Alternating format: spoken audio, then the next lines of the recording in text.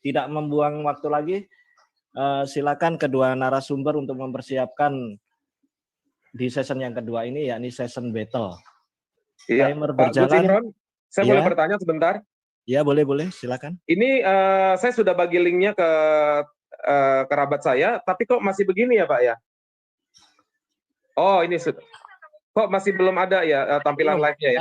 Link yang terbaru, Pak.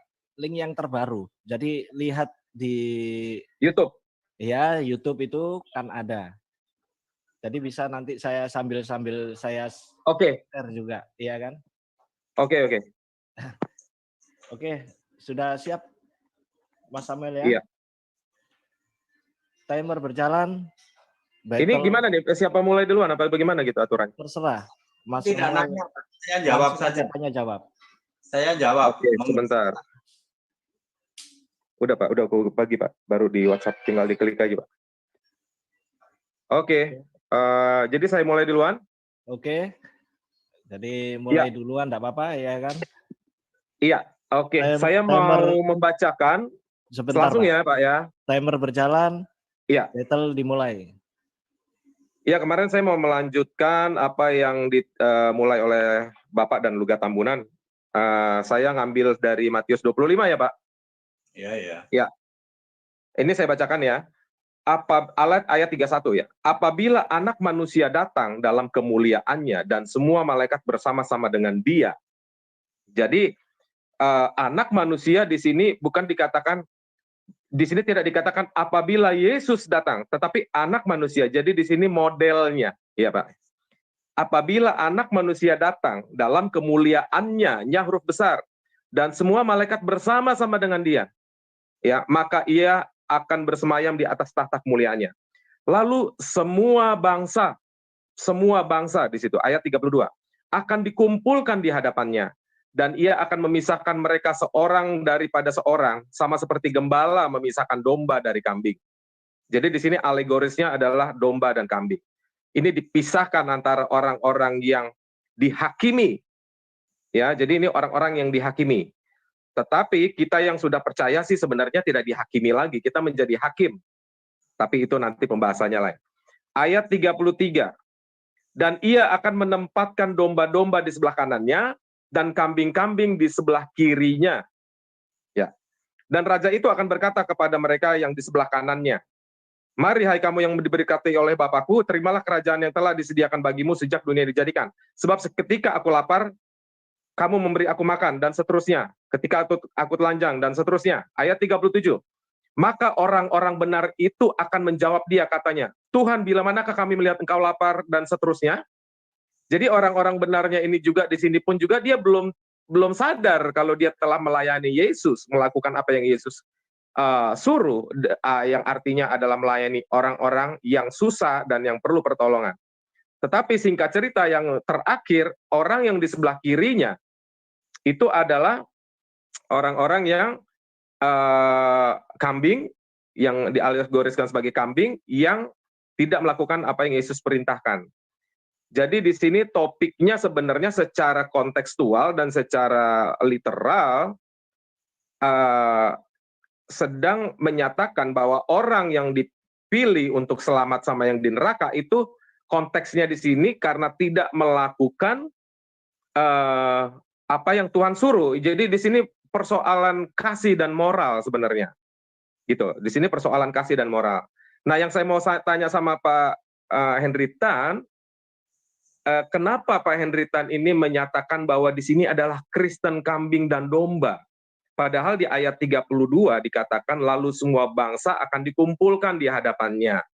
Nah, saya orang yang percaya bahwa kita yang sudah dipilih Tuhan dari yang sedikit itu, Pak. Karena banyak yang dipanggil, sedikit yang dipilih.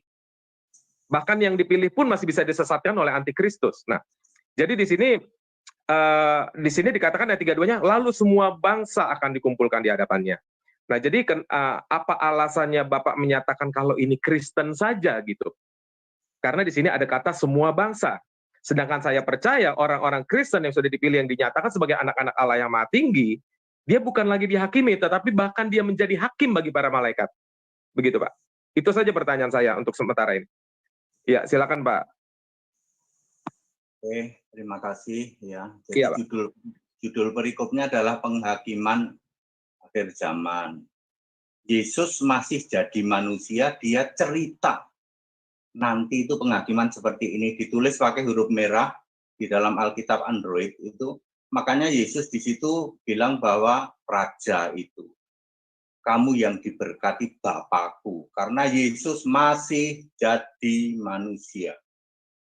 Dari semua bangsa akan ada Kristen domba dari Australia, Kristen domba dari Amerika, Kristen kambing dari Australia, Kristen kambing dari Amerika, Kristen domba dari Indonesia, Kristen kambing dari Indonesia. Kenapa Kristen? Perhatikan. Ayat 37, orang-orang benar itu bilang, Tuhan. Ayat 44, orang terkutuk juga bilang, Tuhan. Dua-duanya baik domba maupun kambing manggil Yesus Tuhan.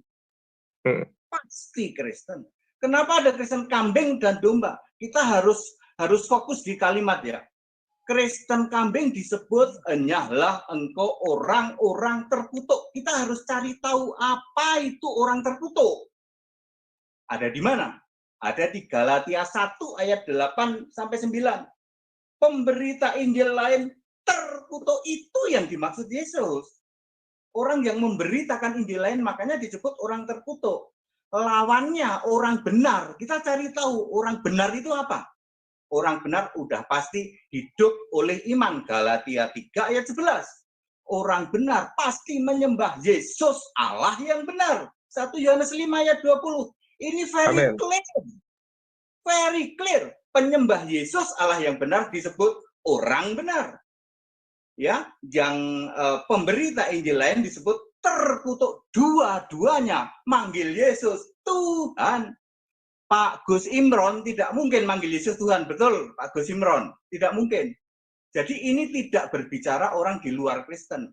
Akan ada orang-orang dari Amerika, domba, kambing, Kristen domba, Kristen kambing, Australia, Ethiopia, semua ada. Dari semua bangsa ini bicara penghakiman terakhir. Very clear ayat ini. Monggo, silakan. Iya, Pak. Oke. Di situ di ayat 37 itu, Pak, itu penghakiman akhir zaman ya, Pak? Di ayat?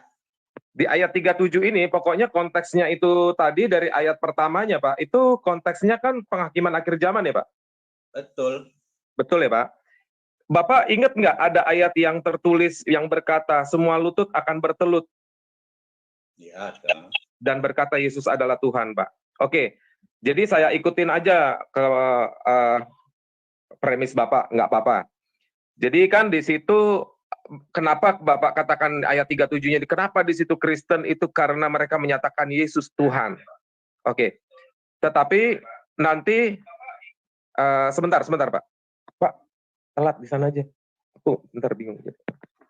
Jadi double. Oke, suara saya masih jelas kedengaran ya, Pak? Iya, dengar. Jadi semua lutut akan bertelut dan mengaku bahwa Yesus adalah Tuhan. Nah, seperti kita ketahui, di situ adalah pengadilan akhir zaman. Sudah tidak ada lagi Tuhan selain Yesus Kristus. Maka semua manusia yang bukan Kristen akan berkata bahwa Dialah Tuhan. Begitu loh, Pak. Nah, jadi karena di situ dikatakan seluruh bangsa. Nah, Alkitab satu ayat pun tidak boleh ada yang kontradiksi. Jadi ayat yang saya ajukan yang berbunyi semua lutut akan bertelut dan mengaku bahwa Yesus adalah Tuhan, ini akan berlaku kepada setiap orang yang juga tidak mengenal Yesus. Oke, tetapi yang tidak sempat mengenal Yesus ya diinjili di dalam alam kubur. Jadi begitu, Pak. Jadi kalau misalnya di sini adalah cuman Kristen aja, Pak, nanti jadinya dia nggak cocok, Pak, sama ayat yang seluruh bangsa itu, Pak. Nah, gitu loh, Pak. Nah, bagaimana itu, Pak? Pak Herlitan, menurut Bapak? Ayat ini linknya ke Matius 7 ayat 22. Bukankah Tuhan, bukankah aku bernubuat demi namamu? Bukankah aku mengusir setan demi namamu? Bukankah aku banyak mujizat demi namamu? Yesus bilang, sorry, aku nggak kenal kamu. Ini sama persis dengan Lukas 13 ayat 27. Aku tidak tahu dari mana kamu datang. Ini Kristen, Pak. Kristen. Ini Kristen, Pak, yang teriak-teriak Yesus Tuhan, Tuhan. Kenapa Yesus bilang, aku nggak kenal kamu? Yesus tuh nanya, Tuhanmu siapa? Allahmu siapa? Tuhanmu siapa? Allah kami Bapa, Tuhan kami Yesus. Sejak kapan Tuhan sama Allah beda? Sejak kapan? Nggak ada. Tuhan pasti Allah. 1 Korintus 8 ayat 6. Hanya ada satu Allah yaitu Bapa. Satu Tuhan yaitu Yesus. Ingat frase kata bagian akhir. Yang segala sesuatu berasal darinya. Itu Bapa. Yang segala sesuatu dijadikan olehnya itu Yesus. Kan podo wae sami mawon. Amin. Maka Tuhan pasti Allah. Tidak akan bertabrakan dengan Markus 12 ayat 29. Anda yang memanggil Tuhan, Tuhan, Tuhan Yesus tolong, aku nggak kenal. Iya. Loh. Iya, saya bacakan ayatnya ya. Matius 7, 21, 23 ya, Pak. 22, 23. Iya. Bukan setiap orang yang berseru kepadaku Tuhan, Tuhan akan masuk ke dalam kerajaan surga, melainkan dia yang melakukan kehendak Bapakku di surga. Iya. Matius 7 ayat 23. Pada waktu itu aku akan berterus terang kepada mereka dan berkata, aku tidak pernah mengenal kamu. Enyahlah daripadaku. Nah, kalimat yang ini harus ditekankan. Kamu sekalian pembuat kejahatan. Oke, saya bacakan dari Mika 3 ayat 1 dan 4, Pak. Kataku, baiklah dengar, hai para kepala di Yakub, dan hai para pemimpin kaum Israel. Bukankah selayaknya kamu mengetahui keadilan? Mereka sendirilah nanti akan berseru kepada Tuhan, huruf besar semua, Yehova, tetapi ia tidak akan menjawab mereka. Ia akan menyembunyikan wajahnya terhadap mereka, dan pada waktu itu, sebab jahat perbuatan-perbuatan mereka. Ini persis dengan kata-kata yang ayat 23 di Matius 7. Begitu, Pak. Terus, ada lagi kasus nih, Pak. Orang-orang Skewa, Pak. Markus 9 ayat 38, saya bacakan saja. Kata Yohanes kepada Yesus, Guru, kami melihat seorang yang bukan pengikut kita mengusir setan demi namamu. Lalu kami cegah orang itu. Karena ia bukan pengikut kita. Jadi ada orang yang bukan Kristen, dia tidak percaya Yesus sudah mati di kayu salib, Sang Yehova sendiri yang lahir menjadi manusia. Dia tidak percaya. Tapi memakai nama Yesus, karena nama Yesus pun berkuasa, Pak. Waktu dulu saya di kebatinan, Pak. Ya, banyak teman-teman dukun saya, ilmu-ilmu kebatinan, laduni, dan segala macam, memakai nama Yesus yang diarabisasikan, dan setan pun takut, dan jin-jin pun takut. Persis seperti Markus 9 ayat 38. Oke, saya lanjutkan lagi pembacaannya. Ya, yang tadi. Jadi kata Yohanes kepada Yesus, Guru, kami lihat seorang yang bukan pengikut kita mengusir setan demi namamu. Lalu kami cegah orang itu, karena ia bukan pengikut kita. Ayat 39.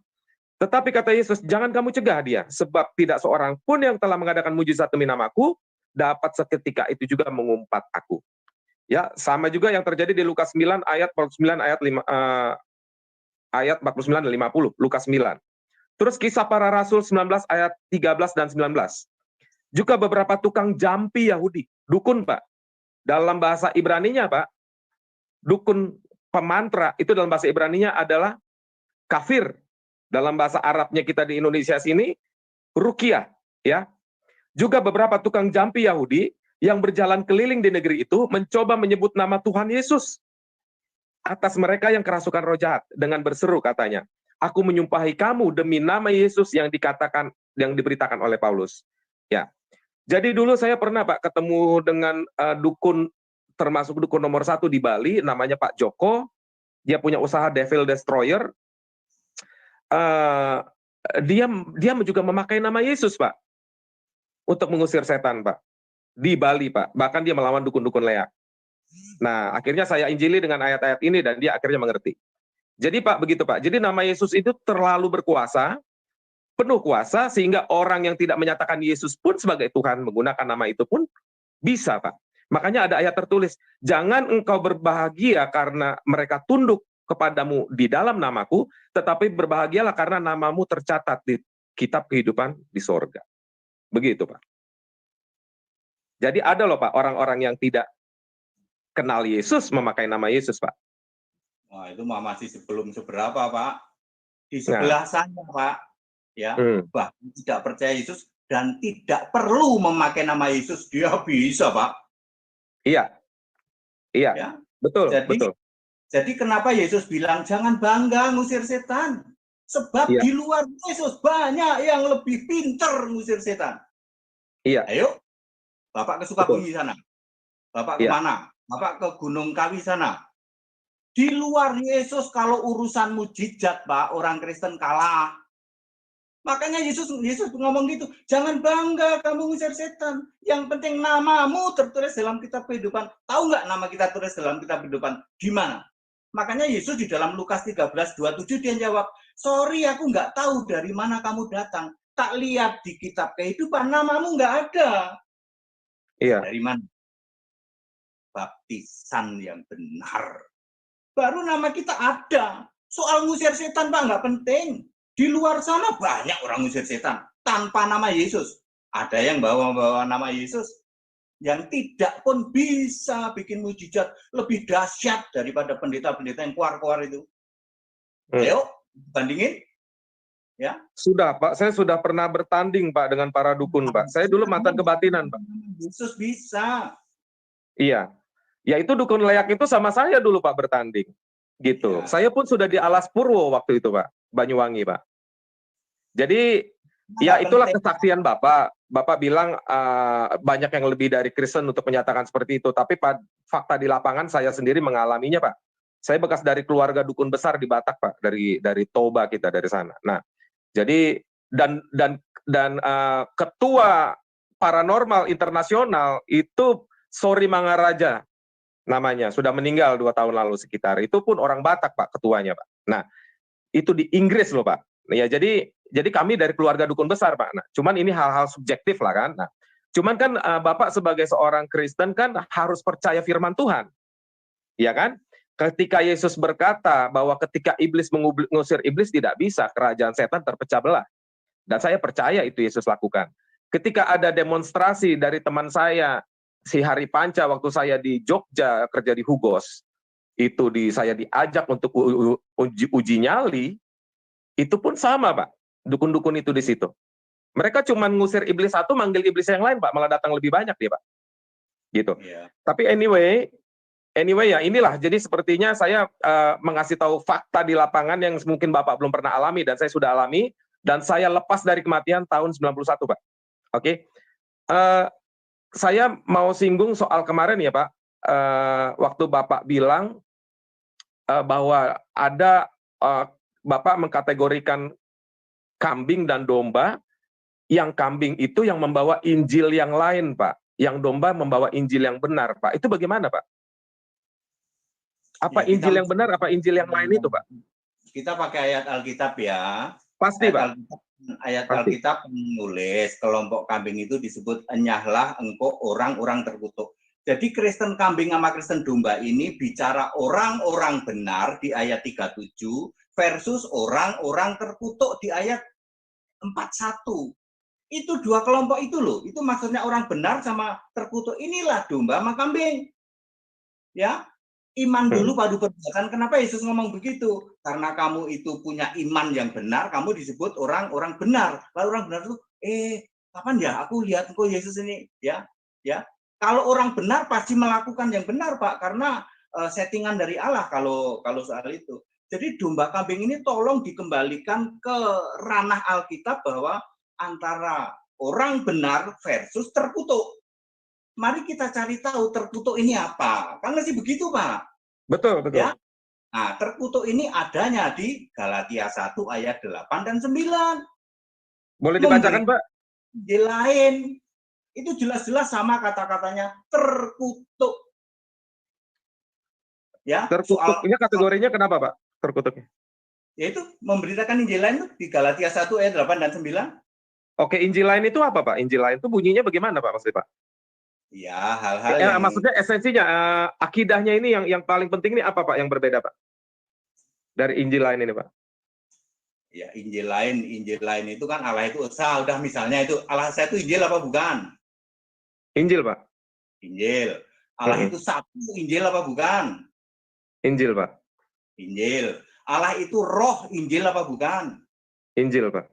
Nah, kalau Anda beritakan Allah pribadi, Injil apa bukan? Pribadi Allah, Pak.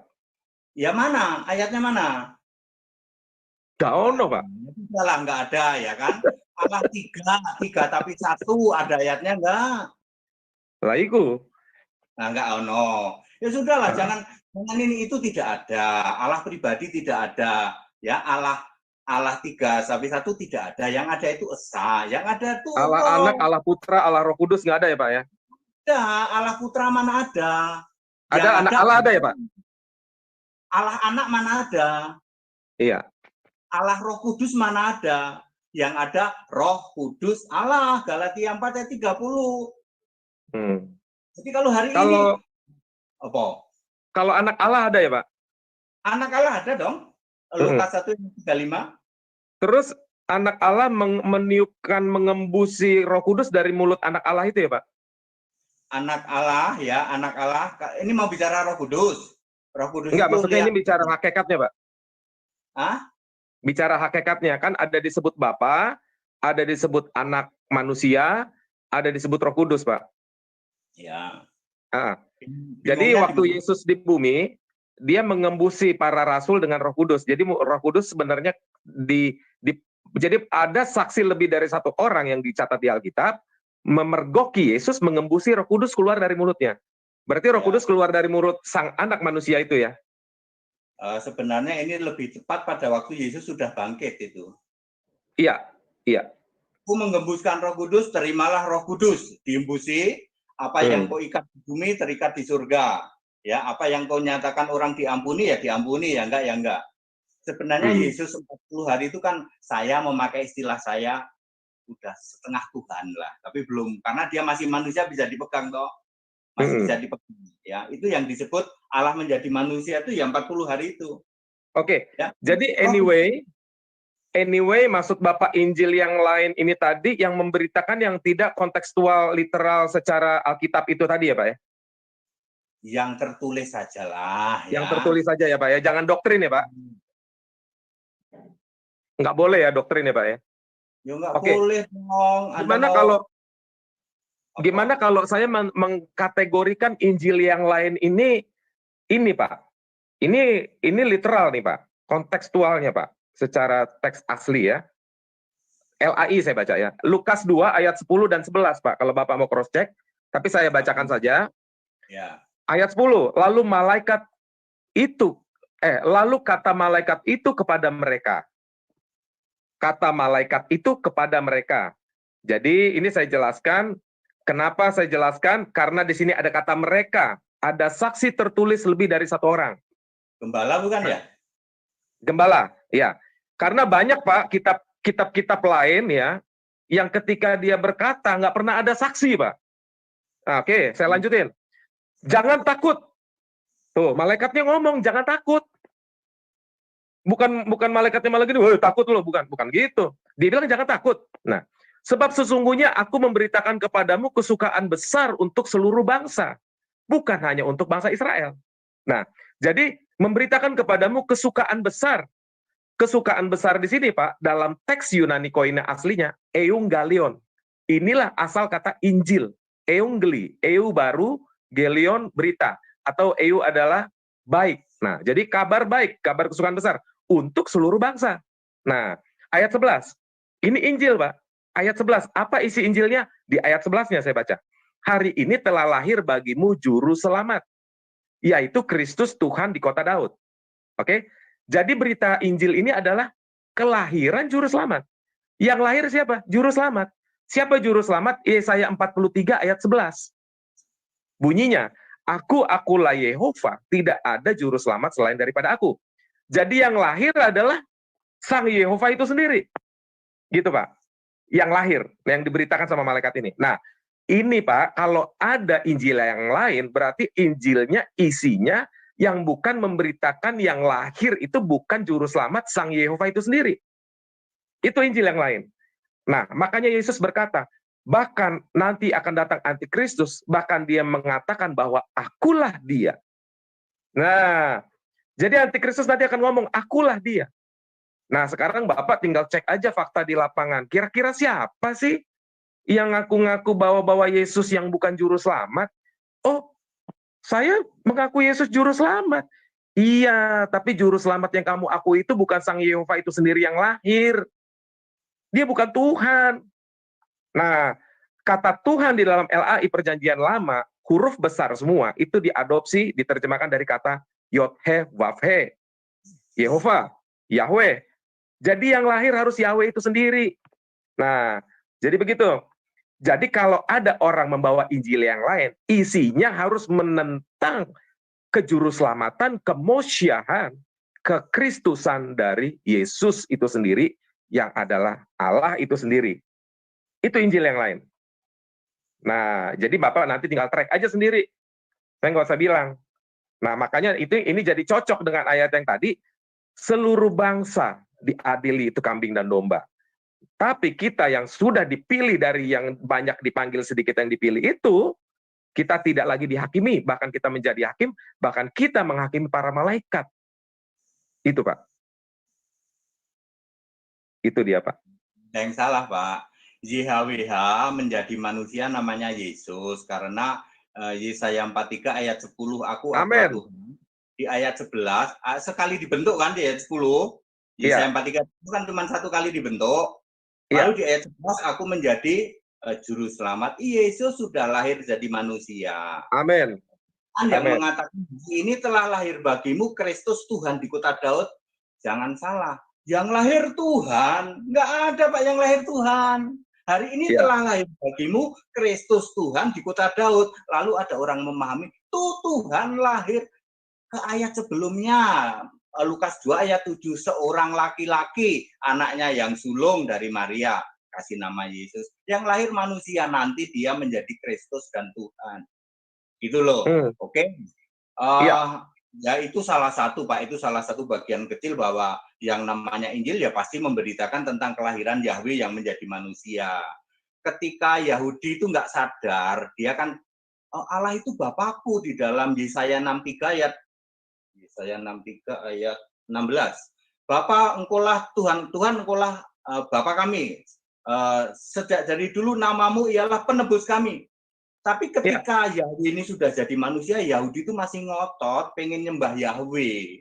Maka Yesus bilang, kamu keturunan ular beludak. Matius 23 ayat 33. Itu loh, itu yang jadi masalah itu. Oke, yang namanya kekristenan harus memberitakan Yesus lahir, itu hanya bagian dari kecil Yesus lahir, ya toh. Lalu Yesus menjadi juru selamat. Pertanyaan sederhana, waktu Yesus manusia sudah juru selamat belum? Belum. Ayo, kalau juru selamat ya dia nggak bisa mati dong. Nanti Gus Imron ketawa itu, juru selamatmu nggak bisa menyelamatkan diri dari tiang gantungan. Nggak ikut-ikut saya, Pak. Gus Imron pasti ketawa gitu. Saya sering ditanya gitu kan, ya Tuhanmu itu katanya juru selamat mati di salib nggak bisa turun. Juru selamat apaan itu? Ya, banyak orang Kristen menyalahartikan karena ada ayat Alkitab, hari ini telah lahir bagimu Kristus Tuhan di kota Daud, lalu dipikir yang lahir Kristus, yang lahir Tuhan. Salahmu di situ. Itulah. Sebentar, ya. Pak. Sebentar, Pak. Kata Tuhan di situ kan teks aslinya kurios, Pak. Diambil dari teks Ibrani aslinya adalah Adonai. Adonai adalah pengganti daripada kata Yod-He-Vav-He. Nah, orang Ibrani sejak 400 tahun sebelum Yesus lahir sudah menyebut Yod-He-Vav-He dengan sebutan Hashem, Beshem, atau Adonai.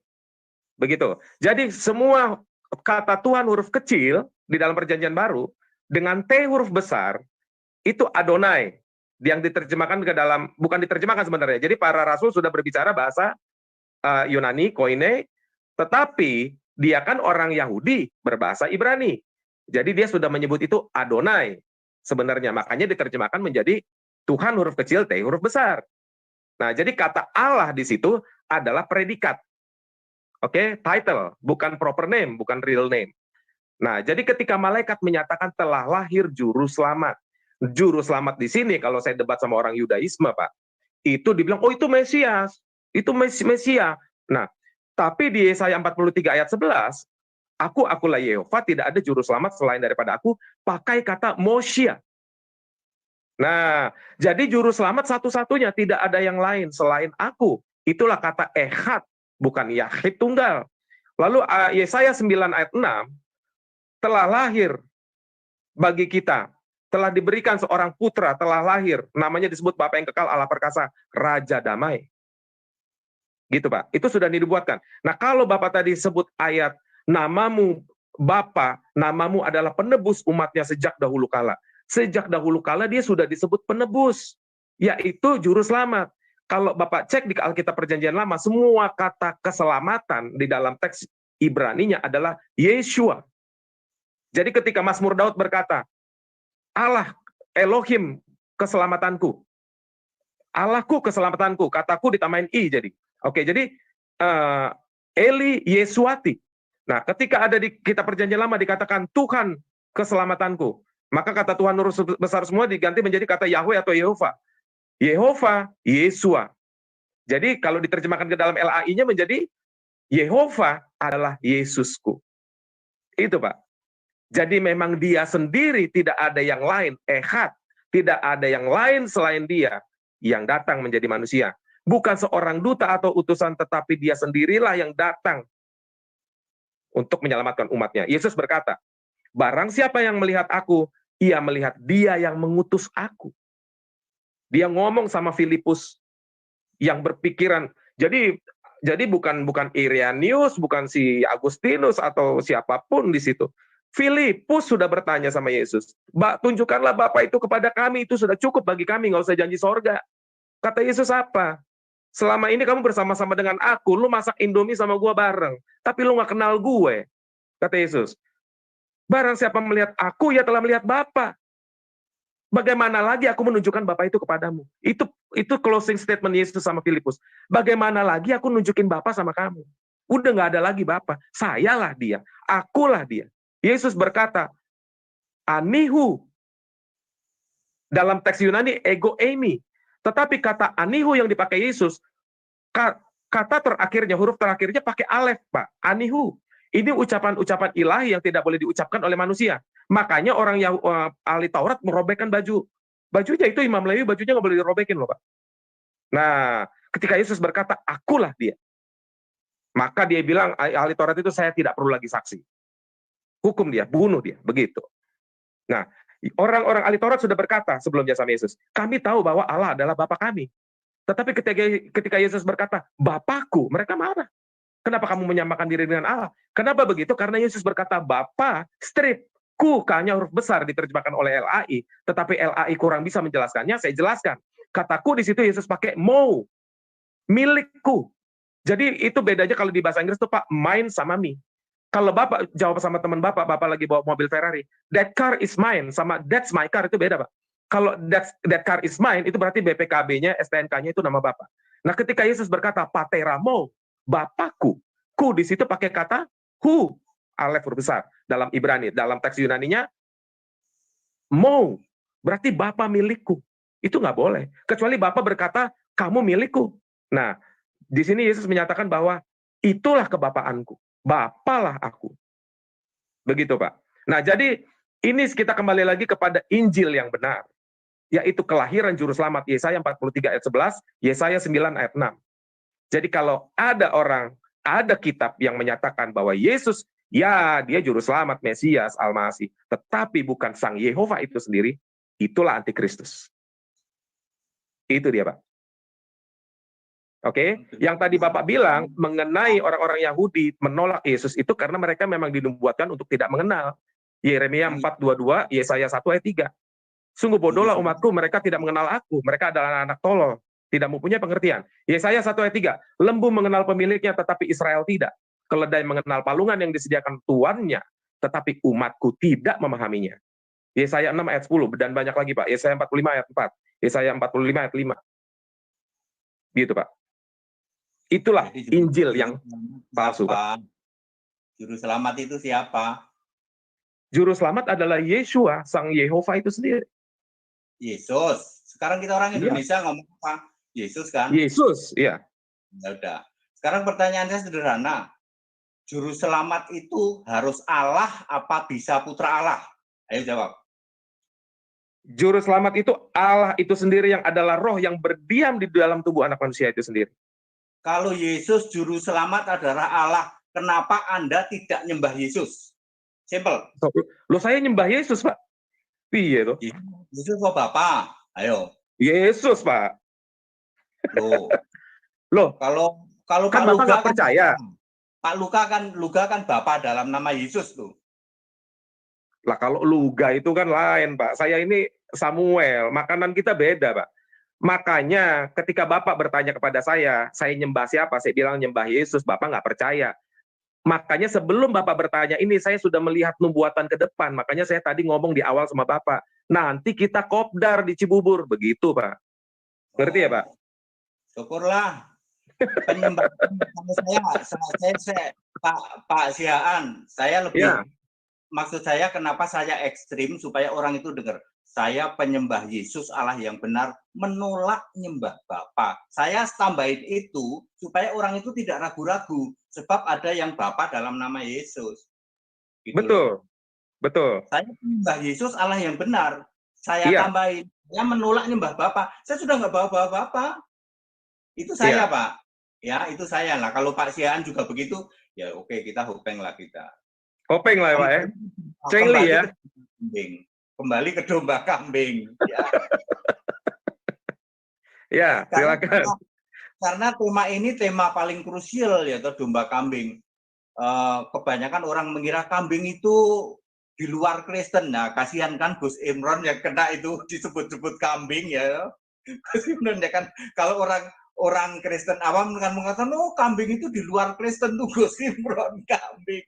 Bisa-bisa digituin ya. Saya hanya ingin mengatakan domba dan kambing itu sama-sama Kristen itu loh. Sama-sama Kristen antara orang benar dan orang terkutuk. Karena intern Kristen itu juga ada yang tidak selamat. Jangan bilang semua betul, Kristen selamat. Betul. Yang percaya Yesus itu macam-macam, Pak. Ada yang Yesus putra, ada yang Yesus patung, ya toh, ada yang Yesus anak, ya, ada yang Tuhan tapi bukan Allah. Kalau saya percaya Yesus Allah, Tuhan pasti Allah. Hari ini tuh Kristen macam-macam, Pak. Coba cek ke gereja, ada yang percaya Yesus cuma putra terus dari dulu putra terus, anak terus, ya toh. Yesus Tuhan terus, nggak pernah jadi Allah. Ya, Allah tetap Bapa. Kalau Tuhan itu Yesus Tuhan. Nah, kambing ini Pak bicara yang Yesus Tuhan melulu itu loh Pak, tapi nggak pernah mengakuin Allah. Ini tak kasih tahu. Rahasianya ada di situ. Yang percaya Tuhan terus, tapi nggak pernah mau. Ya, sekarang marah benar-benar Yesus Tuhan. In the name of Jesus, be healed. Saya tanya kapan Yesus Allah? Kagak pernah ya toh. Kagak pernah. Yesus Tuhan melulu ya toh, Lord terus Lord ya toh. Di Amerika itu sudah God loh, God Yesus God. Ya ada Lord juga, Lord God Yesus. Ya Amerika itu sudah kayak begitu, sekarang Australia juga ya toh. Apalagi dengan COVID ini, Indonesia aja yang masih Bapa. Yesus Bapa tuh, Bapa Allah, Tuhan Yesus kadang putra. Itu Pak, domba kambing ini bicara ini sebenarnya splitnya dikit aja, itu dikit aja antara, karena dua-duanya sama-sama Kristen Pak. Ya, itu saja sebenarnya. Monggo, mau tanya apa lagi silakan. Ya, jadi di sini perbedaan kita. Jadi saya di sini menyimpulkan domba dan kambing itu, kambingnya itu Pak, itu bukan cuma Kristen Pak. Karena yang Kristennya itu kan yang benar-benar yang sudah dipilih dari yang sedikit tadi Pak, yang ya banyak yang dipanggil tadi, itu sudah tidak dihakimi. Ini bicara eskatologi ya Pak, kerajaan 1000 tahun dan macam-macamnya. Jadi orang yang mengalami kebangkitan yang pertama tidak mengalami lagi kematian dan dia tidak diadili lagi. Nah, jadi dia akan menjadi hakim. Tetapi mungkin saya bisa benarkan asumsi Bapak, atau bukan asumsi lah, persepsi Bapak bahwa yang domba kambing ini yang kambingnya adalah Kristen juga, ya mungkin yang tidak diangkat gitu, yang tidak mengalami kebangkitan pertama. Jadi mereka mengalami kebangkitan yang kedua. Oke, tapi kalau ini dijadikan kebangkitan kedua, maka domba yang ada di situ harus juga mengalami kebangkitan kedua. Maka domba yang dikatakan di situ sebagai Kristen bukanlah bagian dari orang-orang yang dibangkit ke bagian pertama. Ini masalahnya di situ. Nah, jadi di sini sebenarnya domba itu pun juga adalah sebenarnya orang-orang yang tidak diangkat, tetapi masih bisa mengalami pengampunan di kebangkitan kedua. Makanya topiknya dilakukan moral, bukan percaya Yesus adalah Tuhan. Nah, jadi yang dikejar Yesus di sini, kamu nggak kasih makan orang miskin, ada yang butuh pulsa, mau nge-zoom sama Pak Hendritan, lo nggak kasih, jadinya dia nggak ngerti ala Esa, kan gitu. Nah, lo ada yang mau minum aqua, gitu, itu maksudnya. Jadi itu hal-hal moral, hal-hal yang manusia, antar manusia. Nah, jadi itu yang topik yang di Yes 25 tadi. Begitu. Di situ gitu, Pak, karena kebangkitan pertama dengan penghakiman terakhir itu selisihnya 1070 tahun, Pak. Betul, betul. Kebangkitan pertama dulu, Iya, baru betul. Armageddon, baru Iya. kerajaan 1000 tahun. Selama 1000 tahun ini masih ada Pak orang yang percaya Yesus sebagai raja. Jadi ada yang ikut kebangkitan kedua, tetapi prosesnya sama, dia diberi mahkota. Mari hei kamu yang diberkati Allah, terimalah kerajaan kau, huruf besar dikasih mahkota. Dia Betul. tidak ikut dihakimi di dalam Wahyu 20 ayat 12. Bedanya di situ, masih ada Pak, nanti yang mati setelah rapture pertama masih ada. Betul, betul. Ini 1070 tahun kok Pak, ada kerajaan 1000 tahun dulu. Iya. Iya, betul. Tahun itu ada Pak orang yang percaya Yesus. Nanti itu belum ada, itu setelah pengangkatan. Masih ada yang kebangkitan kedua, nanti dibagi dua juga, ada yang Wahyu 20 ayat 12 dibuka semua kitab. Iya. Dulu. Jadi kan gini. Jadi kan gini Pak, kronologinya. Jadi kebangkitan pertama ini menjelang datangnya kerajaan 1000 tahun, betul ya Pak? Masih ada satu step Armageddon namanya. Iya. Terus pokoknya kebangkitan pertama ini, oh enggak dong, berarti kebangkitan pertama ini pengangkatan dong Pak? Betul, pengangkatan orang percaya. Pengangkatan orang percaya. Berarti betul. Bapak percayanya dia tidak pre-tribulasi apa mid-tribulasi? Tribulasi itu kan sangkakala 7 sama matre 7. Kesusahan itu, besar ya. Berarti iya. Kan dia tidak mengalami kan? Tidak mengalami kan? Tidak, karena itu iya. sebelum pengangkatan. Oke. Jadi ini pengangkatan sebelum tribulasi 7 sangkakala. Setelah. Matrai. Diangkat ya, Pak? Nah, terus dia datang nanti sama kita kan? Yesus datang sama kita yang diangkat itu ya, Pak? Itu di dalam kerajaan 1000 tahun, Pak. Iya. Setelah berakhir tribulasi, terus datang kan, Pak? Ya, 1000 tahun. Ya, datang. Tapi orang-orang yang mati kan, yang itu kan yang mengalami kebangkitan kedua kan, itu kan nanti kan mereka akan dibangkitkan setelah berakhir masa 1000 tahun kan, Pak? Betul. Jadi kita memimpin bersama Yesus di dunia selama 1000 tahun, di dunia, di bumi, ya kan? Ya. Iya. Tapi berarti bukan kita semua. Mesti teliti, ya, mesti teliti. Hanya yang dipenggal kepalanya para rasul dan 144.000. Iya, yang 144.000 itu.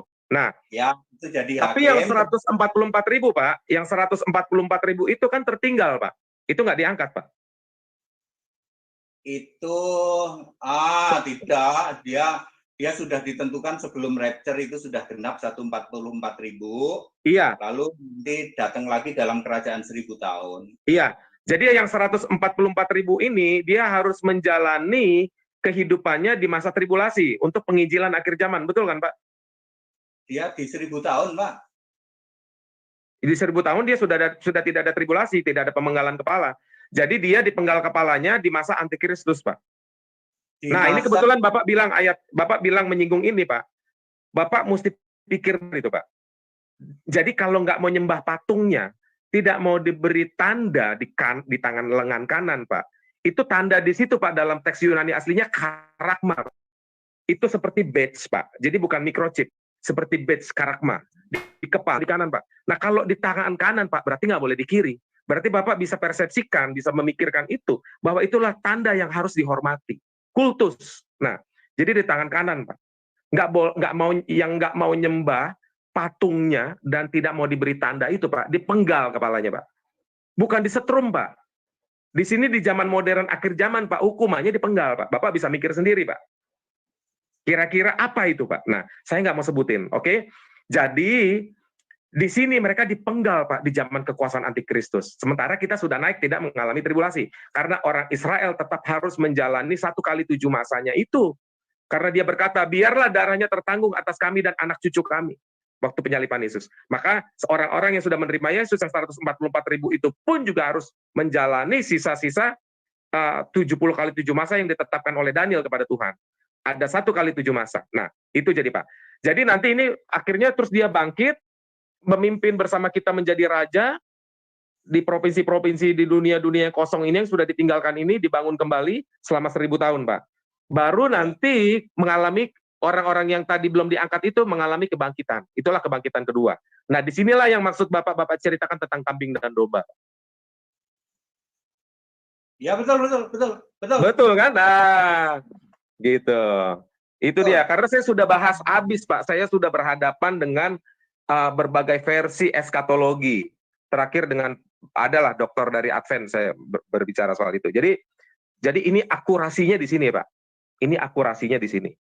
Nah, tetapi ini pembicaraan garis besarnya saja. Tapi yang tadi saya bilang sama Bapak, diingat Pak, di penggal kepalanya, tanda 666, enggak, itu tandanya itu yang dibilang karakma itu di tangan kanan, sama di kepala. Yang dibilang adalah Dexius. Dexius itu tanda, Pak. Terus karakma itu adalah kain yang dituliskan, gitu loh. Itu karakma. Karena bos saya, Pak, orang Yunani, Pak. Saya 11 tahun. Saya tanya sama dia, tidak semua orang Yunani bisa bahasa Yunani koinnya, Pak. Jadi orang-orang Yunani yang udah tua yang tahu itu, Pak. Nah, gitu. Jadi itu kata dia, Pak.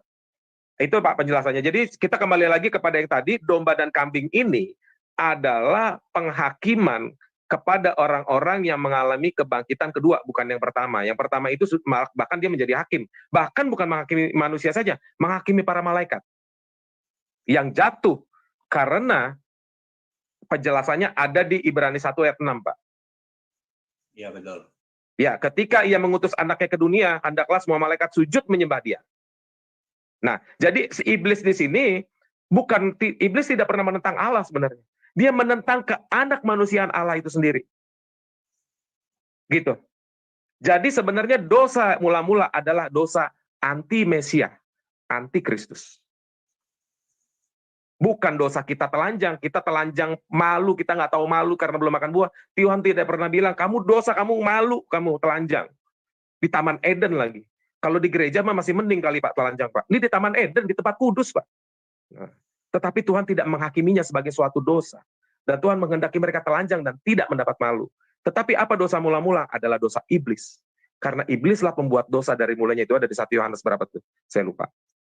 Itulah dosa sebenarnya adalah menentang dia yang menjadi manusia.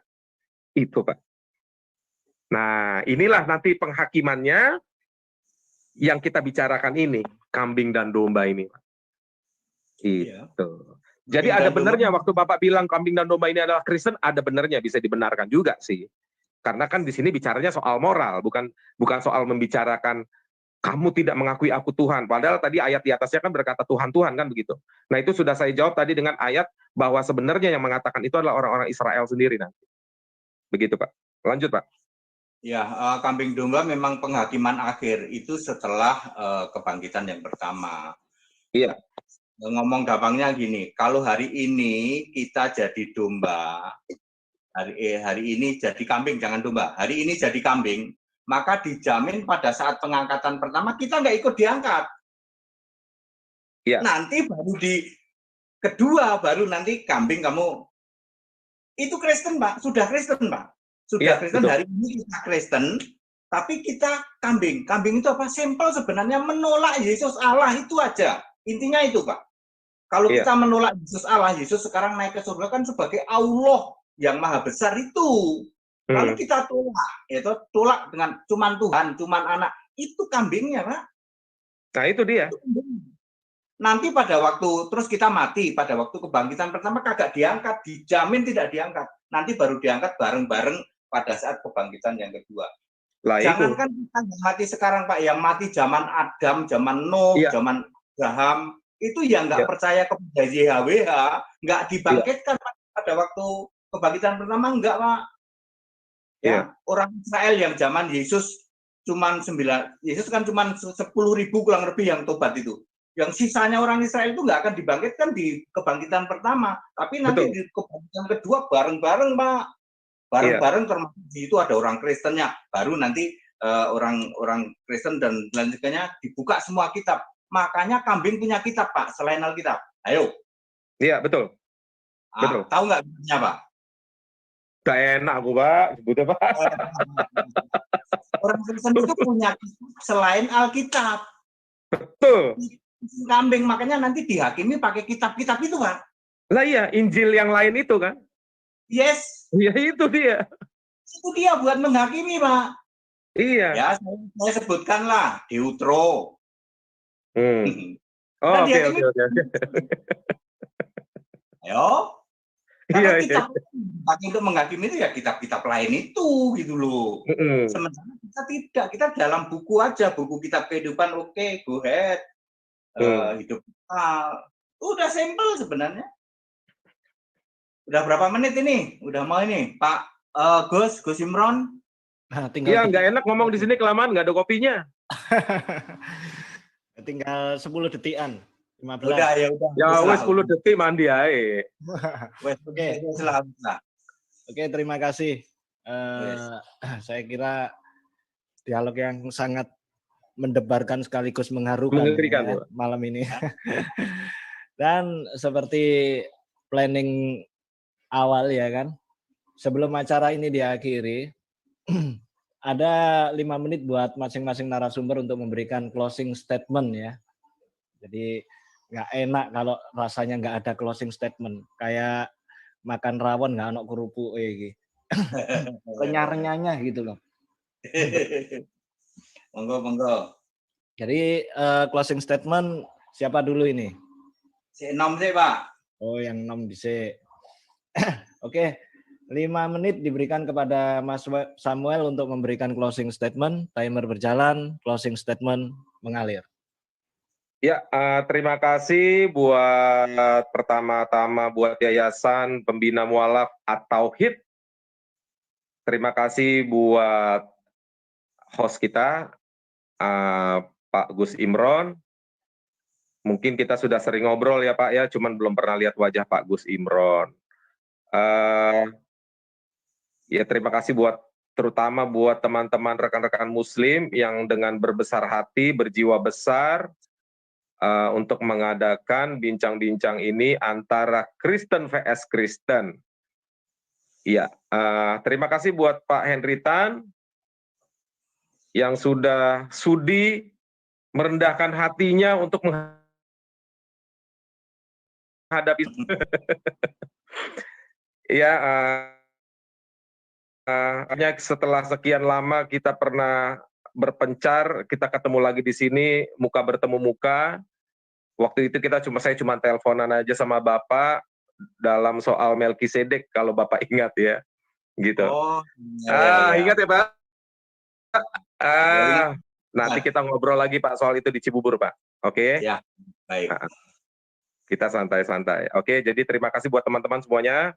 Terima kasih buat Tuhan kita semua, Juru Selamat kita yang ada di Kerajaan Sorga, atas terselenggaranya ini, aman, tentram, damai, sehingga semua bisa diberkati, yang mendengar bisa mendapat pengharapan akan keselamatan dari kematian kekal di dalam neraka. Kita semua kiranya di sini bisa dipertemukan nanti, di Kerajaan Sorga atau Kerajaan 1000 tahun lah begitu. Ya terima kasih semuanya. Sekian dari saya, closing statement saya. Itu saja. Oke, terima kasih. Closing statement yang singkat dari Mas Samuel tapi cukup mewakili dari kata hati yang paling dalam sepertinya. Iya.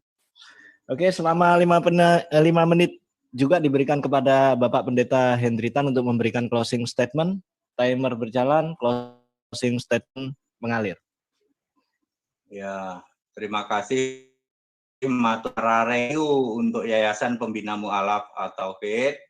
Terima kasih untuk Gus Imron yang sudah memfasilitasi dan mau mendengarkan dan mau mengarahkan kita ya. Juga untuk sahabatku Pak Samuel Siahaan ya. Terima kasih untuk ini semua, kita bisa berdialog.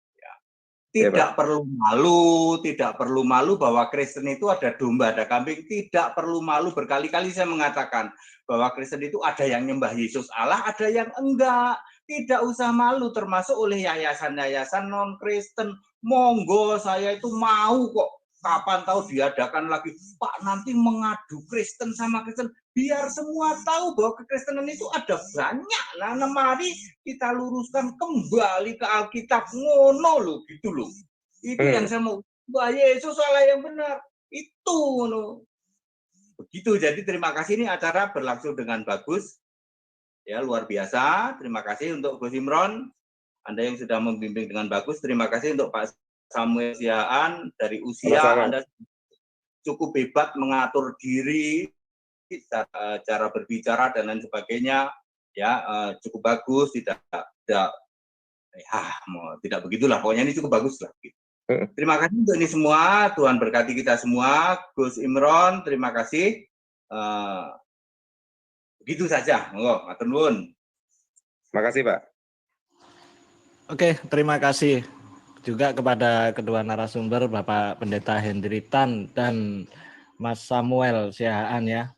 Ini kalau dialog malam ini diakhiri dengan kedua narasumber Hokpeng ya kan.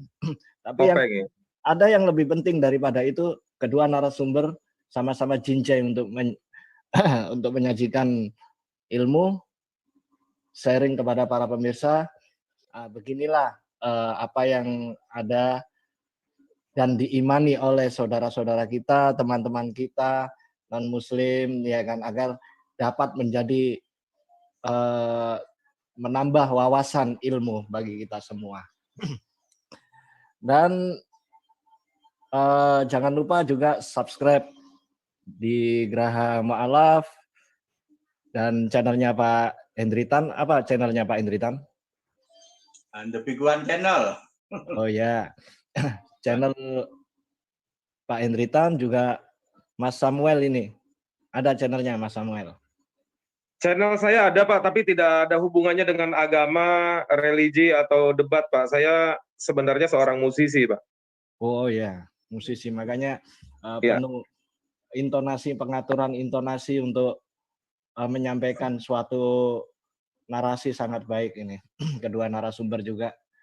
Dan terima kasih saya sampaikan kepada juga para pemirsa yang setia mengikuti dialog pada malam hari ini. Semoga menjadi berkah bagi kita semua. Saya tutup dialog hari ini dengan kalimat wassalamualaikum warahmatullahi wabarakatuh. Selamat malam.